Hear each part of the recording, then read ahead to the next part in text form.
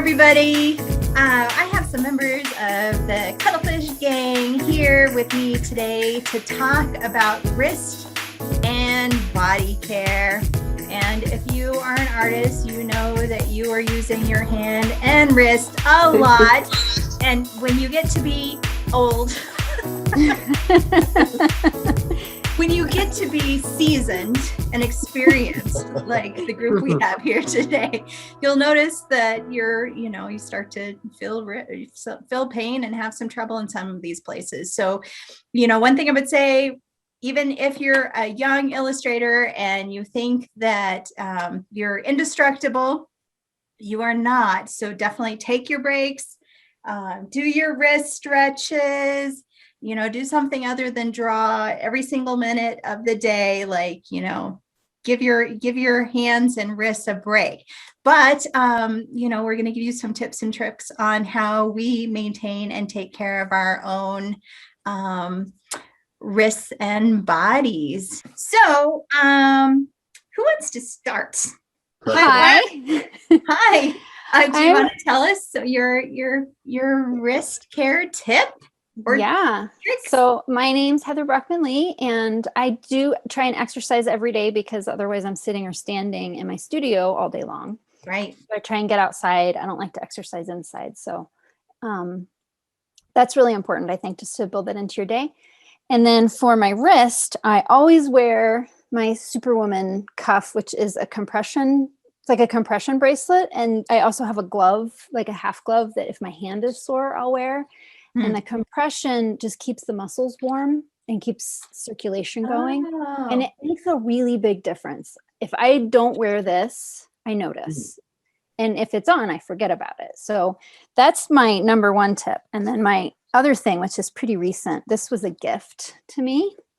But if I had known how life-changing it would be, I would have bought it myself. All right, tell us what that is. It is a hand massager, and this brand is Lunix, Lunix, and you cram your hand into it, and then it has a series of airbags, basically, that inflate and deflate to compress and release, and it has a heater, and it also has a vibrate function, which I hate, but I don't like vibrating things. And you just do it for 15 minutes. So some days I'll do it 4 or 5 times, and then other days I don't need to as much. When do you do it? Just when you notice that your wrist is hurting? Yeah, it's a good reason to take a break too. Or if I'm just, if I stop for lunch or I'm just like changing tasks, it's a good time to do it. And then I'll do it like in the evening if I'm reading or watching TV or something. I'll just sit and let it go. Yeah, so I think if you draw or paint 8 or 10 hours a day, or if you're just having pain at all, it's worth the investment because I use it constantly. Just not when you're driving, though, right? When I'm driving, when I'm in the bathtub. If you're gonna drive. I've tried drawing with it on, but it doesn't work very well. Right. I could get maybe like a naive line that way, but anyway, that's me. That's awesome. Well, I can tell you, you talked me into this. Oh, wow. And I love it. I usually, even when I'm just falling asleep, I'll put it on, and it has this that whole compression thing just feels relaxing. It takes anxiety away. And I always put it on I think it's P1, and that one gets all the way down to your wrist.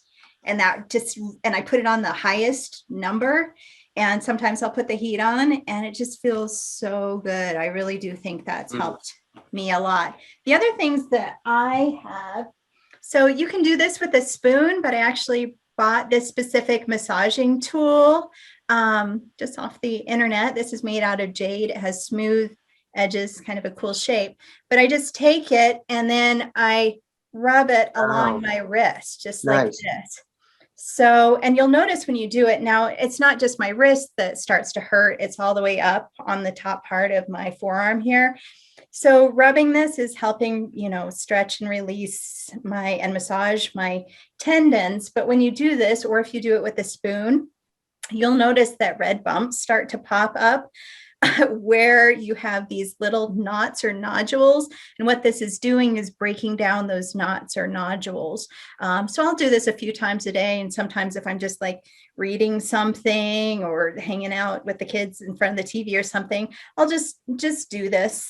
And, you know, it gets my hand conditioned for when I sit down, because I tune out and find myself having drawn for hours and hours and not taking a break. So just try and remember to take those breaks and do this massage. And the one other thing is I do have wrist guards. Now I can't draw with these on. It's too restricted for me. It has like a hard plate in here. You can take the plate out, but I found that just wearing this when I'm sleeping has helped my wrist feel better. I don't know what I'm doing in my sleeping or if I'm just holding it in a certain way, but just wearing this to bed, I'm sure I look super hot when I go to bed. I have my you know, mouth guard in so I don't grind all my teeth off. This thing going, I have, you know, Yeah, this you're thing right, yeah. it's sexy. But this has helped me a lot. I know other people that if they're, you know, they'll just wear, you know, wrist guards when they're not drawing, or if you can wear it while you're drawing, then all the better for you, giving yourself that extra wrist to support. So those are my tips and tricks. All right. Would you like me to go? Sure. All right. So a lot of the stuff that I do actually is preventative. So for instance, for my Apple Pencil, I got this little hugger here. It's a Transeka ergonomic. Whoops. I guess you can't see it when I've got the blur on, but it's called a Transeka ergonomic grip holder for the Apple Pencil, and they come in 3-packs. And the thing that's good about these is it allows me a wider grip space, which puts a lot less pressure than just the Apple Pencil itself, because it's so narrow. And then I also have the version of the pencil that is not the magnetic kind that can, you know, magnetize to the side of the newest iPad.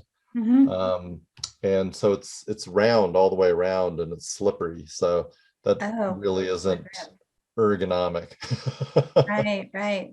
Good point. So, and then some of the other things that are just easy to do that I found for hands is just you know, prayer pose, pushing against each other, but then you spread your fingers apart like this. Oh, I can feel that in my thumbs.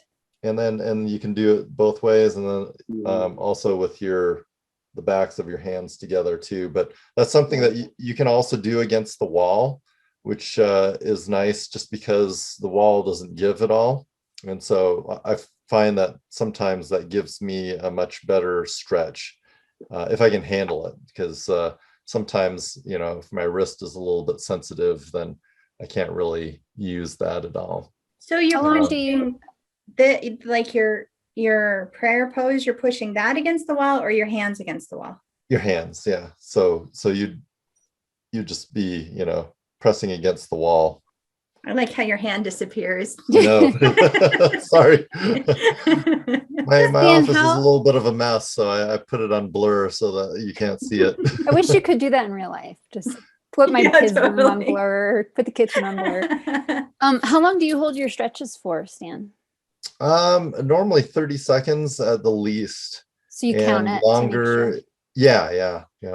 And actually everything that I do, and I don't know if 30 seconds is optimal or not, but it's just me keeping honest that I'm going to stretch it for at least a certain amount of time. Now, my biggest issue actually over time has been my back, and not really specifically my back, but I went to a chiropractor, and there's this muscle that connects the lower part of your back to the front part of your leg through your hip. It's called the psoas.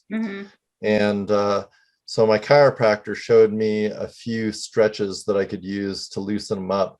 And not all of these are stretches that I can always do. Like if I've thrown my back out, then some of these stretches are just impossible for me to do. But these are things that I try to do when I get up. Well, one of the things that's good to do to make yourself get up is to have a dog that demands to be walked twice a Right, day. that's true. So my dog has to have his 2 walks a day, and that helps me out as well. So, but anyway, so the one stretch that I can typically do, even if I've thrown my back out a little bit, is taking a small step forward with one of your feet, and you alternate. So you do it both on both sides, and then you tilt your pelvis forward and up. And when you do that, typically your rear leg will bend, and then your toe will be on the ground, but your heel will be lifted. And so you should feel actually the stretch in your psoas when you do that. And I didn't even know what that was until my chiropractor told me about that. Now, if you feel like you need a little bit more stretch, you can do this in an open doorway as well, and put your hands on either sides of the doorway, and that helps. Like raising your arms will give you a little bit more of a stretch as well. And then Try and find a doorway with good perspective, though. These are really impressive drawings.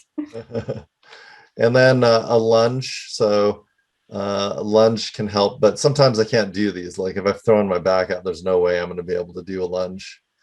But so basically your front leg shouldn't be more than 90 degrees. Your back leg, you try to straighten it with a raised heel, and that'll give you a nice stretch. And then and normally what I'll do is I'll push myself up on my knee just initially. And then if I need a little bit more of a stretch and I feel like I can do it, then I'll actually raise my hands this way. And that gives you a little bit more stretch. So I see that yoga influence. yes, absolutely. So those are my stretching tips. Awesome. I like that you illustrated them for us too. Yeah, that's great. Yeah, I'm sorry they're not better illustrations. I didn't have a lot of time to put this together, and I haven't had a lot of energy lately. So No, that you went above and beyond. You get a gold star for that. Yeah. Awesome.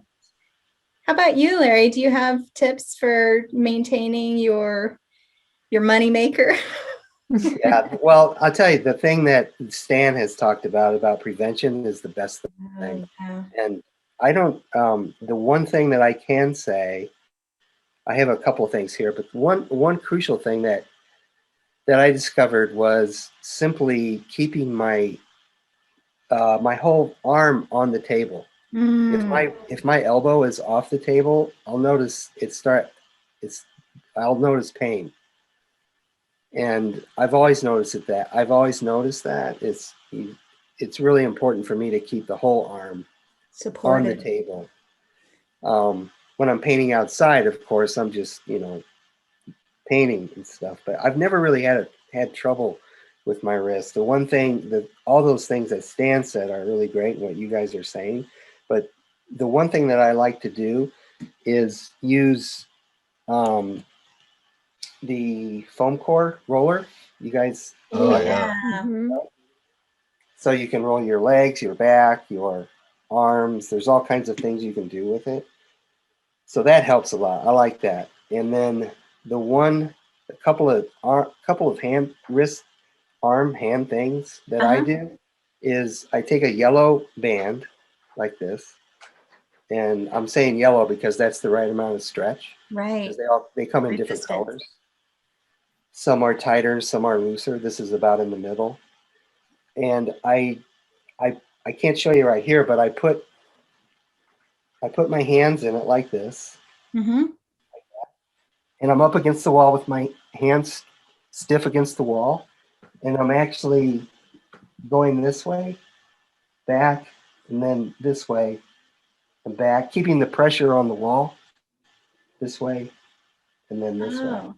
I do that, about 3 or 4 sets, about 10 each. And the other thing I do is put my hand perpendicular to the wall. My arm is straight. And what I'm doing is I'm twisting. I'm keeping my hand there, but it's a subtle move. Your hand is stiff.